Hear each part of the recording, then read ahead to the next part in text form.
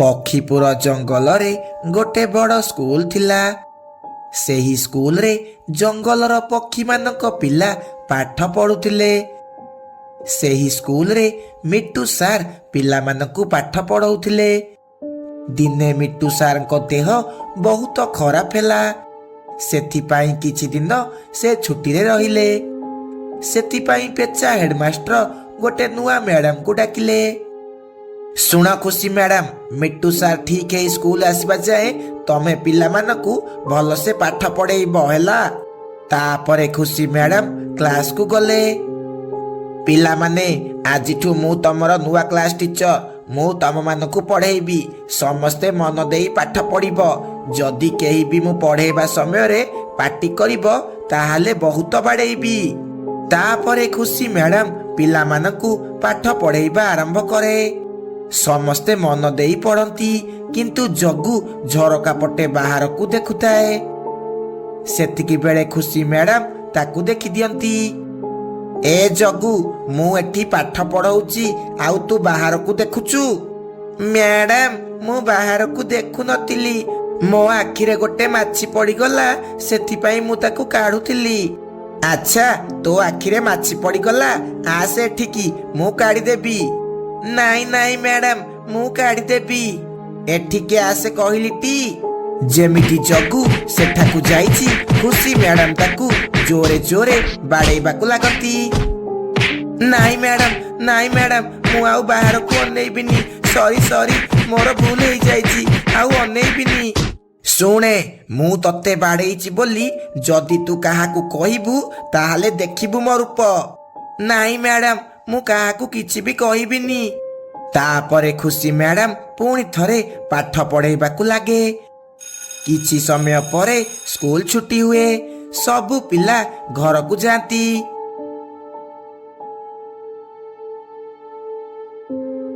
ता पर दिन सबु पिला स्कूल को आसंती।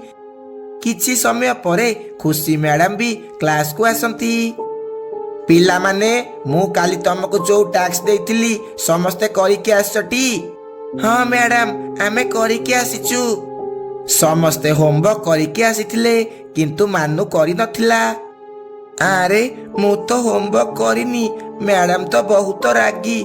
मैडम जाइले मते बहुत बाड़ेइबे। जाउची क्लास रु पढ़ेइबी। एहा कही मानु जेमिटी क्लास रु बाहर को जीवाकू चेष्टा करिछि। सेतिकी बेले खुशी मैडम ता असली रूप को आसेहरी। ता देह गोटे बड़ सापरे परिणत हो जाए, आउ से गोटिए भूत नागुणी हो जाए। एहा देखी सबु पिला बहुत डरी जाती।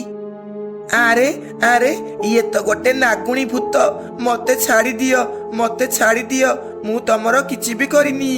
तू होमवर्क करिके आसिलुनी, आउ लुचिकी जीवाकू चेष्टा करूचु। तोर एते साहस, बेसी गहଳି करेनी। मो देहरे बहुत विष अछि, एमिति कामुड़ी भी तोर ए दुनिया रु पूरा छुट्टी हो जीव। नाई नाई, मते कामुड़नी, मु कालीठू होमवर्क करिके आसीबी। मोर भूल हो जाईची। तापरे खुशी मैडम ता पक्षी रूप को आसेहरी। सुन समस्ते, जदि तमे जाई काहाकू कहिच मु नागुणी भूत बोली, ताहाले किछि भी भल हेबनी। आउ हाँ, मो क्लास को होमवर्क करिकी न आसिले मु समस्त को कामुड़िकी खाईदेबी।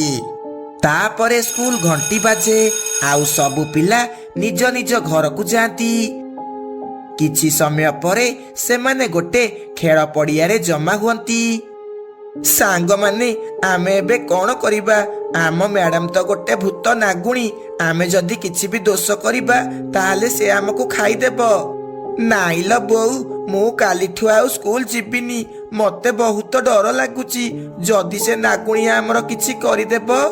नाई सांग माने, आमको से नागुणी शिक्षकर किछि करिबाकू पड़िबो। एमिति डरिकी रहिले किछि हेबनी। अरे से गोटे भूत नागुणी, आमे तारो किछि भी करि परिबानी। से बहुत शक्तिशाली। चालो आमे समस्ते आम गाँ शेष भागरे थिबा से तांत्रिक बाबा पाखकू जिबा। से आमर सहाय्य करिबे। तापरे से माने समस्ते तांत्रिक पाखकू जिबाकू लागंती। आउ ताकू जाई सब कथा कहती। ଶୁଣ ପିଲାମାନେ, ସେ ନାଗୁଣୀ ଭୂତ ତମର କିଛି ବି କରିପାରିବନି। ଇଏ ନିଅ ଏକ ଜାଦୁଇ ପାଣି। ଯେତେବେଳେ ସେ ନାଗୁଣୀ ଭୂତ ତମ କ୍ଲାସକୁ ଆସିବ, ତମେ ଏ ପାଣି ତା ଉପରକୁ ପକେଇଦେବ। ତାପରେ ସେ ଡାହାଣୀ ସେଇଠି ଜଳି ପୋଡ଼ି ଭସ୍ମ ହେଇଯିବ।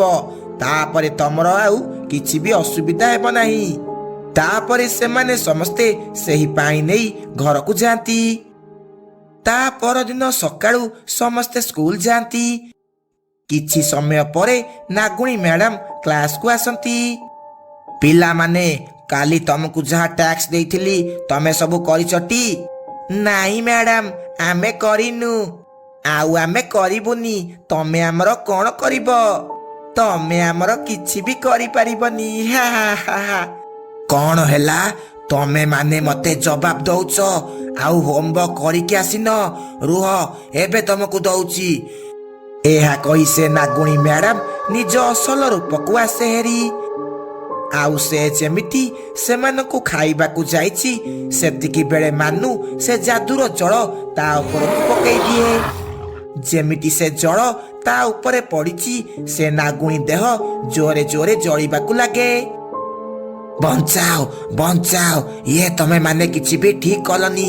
ମୁଁ ପୁଣି ଥରେ ଆସିବି, ଆଉ ତମ ମାନଙ୍କୁ କାହାକୁ ବି ଛାଡ଼ିବିନି। ଏମିତି ସେ ନାଗୁଣୀ ଭୂତ ଜଳି ପୋଡ଼ି ପାଉଁଶ ହେଇଯାଏ। ତାପରେ ମିଟୁ ସାର୍ ଠିକ ହେଇ ସ୍କୁଲକୁ ଆସନ୍ତି।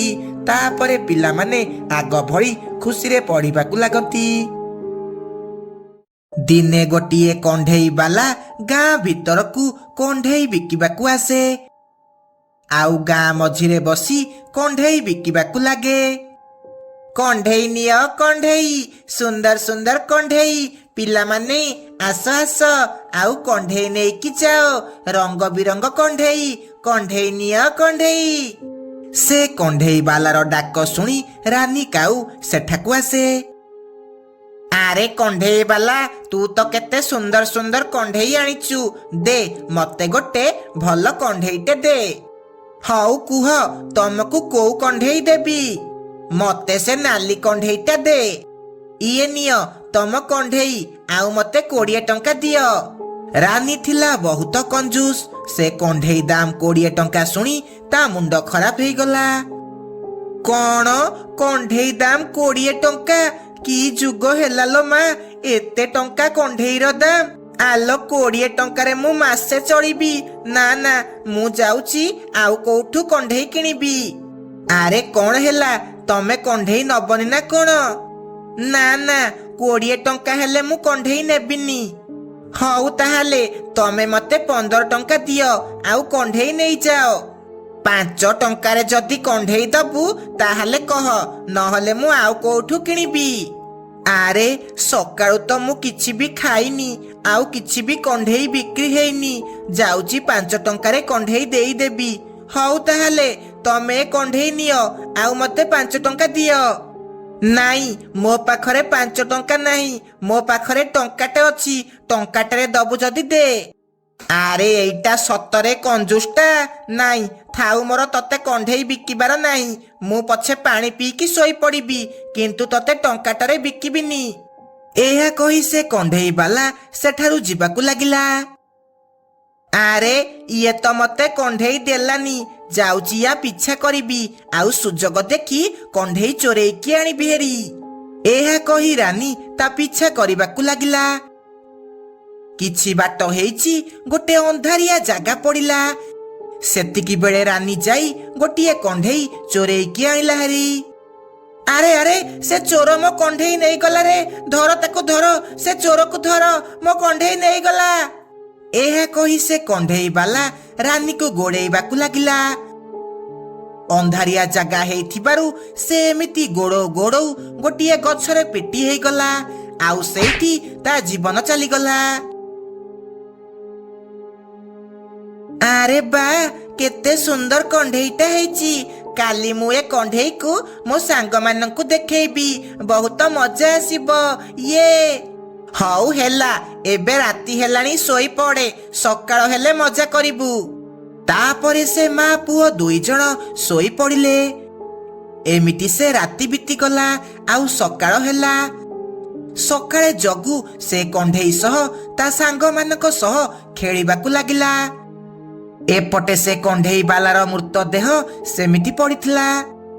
କିଛି ଦିନ ପରେ ଅମାବାସ୍ୟା ଆସିଲା, ଆଉ ସେ କଣ୍ଢେଇ ବେପାରୀ ଗୋଟେ ଭୂତ ହେଇଗଲା। ହା ହା ହା ହା, ଏବେ ମୁଁ ଭୂତ ହେଇଗଲି ଭୂତ। ଏବେ ମୁଁ କଣ୍ଢେଇ ବିକିବି, ଆଉ କେହି ବି ମୋ କଣ୍ଢେଇ ଚୋରି କରି ନେଇ ପାରିବେନି।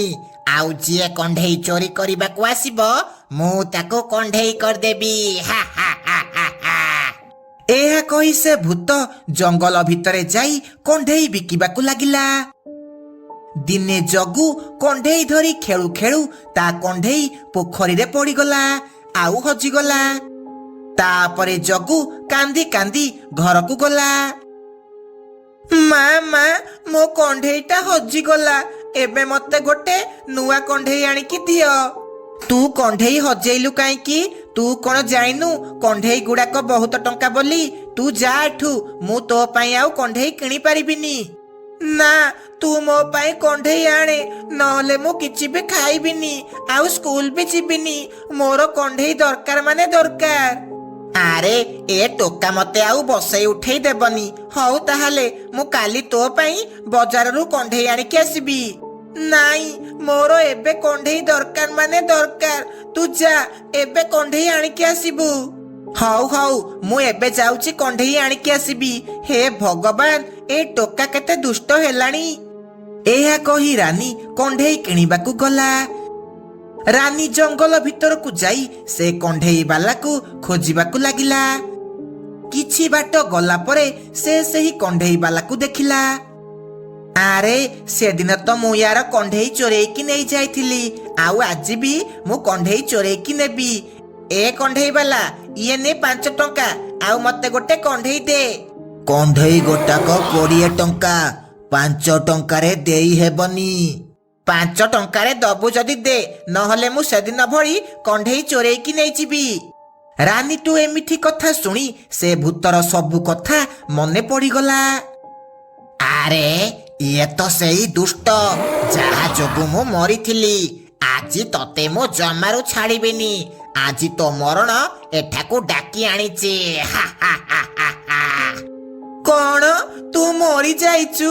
ତାହେଲେ ତୁ ଗୋଟେ ଭୂତ। ହେ ବୋଉ, ମୋର ଆଉ କଣ୍ଢେଇ ଦରକାର ନାହିଁ। ତୁ ମତେ କ୍ଷମା କରିଦେ, ମୁଁ ଏଠୁ ଯାଉଛି। କଣ୍ଢେଇ ନ ନେଇକି ତୁ ଖାଲି ହାତରେ ପଳେଇବୁ? ନେ ନେ, କଣ୍ଢେଇ ନେ। ଏହା କହି ସେ ଭୂତ ରାନୀକୁ ଧରି ଜୋରେ ଜୋରେ ତଳେ କଚିବାକୁ ଲାଗିଲା। ଜୋରେ କଚାଡ଼ିବାରୁ ରାନୀ ସେଠାରେ ବେହୋସ ହେଇଗଲା।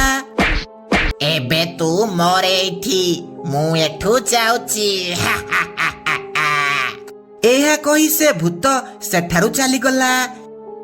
କିଛି ସମୟ ପରେ ରାନୀର ଚେତା ଆସିଲା, ଆଉ ସେ ଜୀବନ ବିକଳରେ ସେଠାରୁ ଚାଲିଗଲା।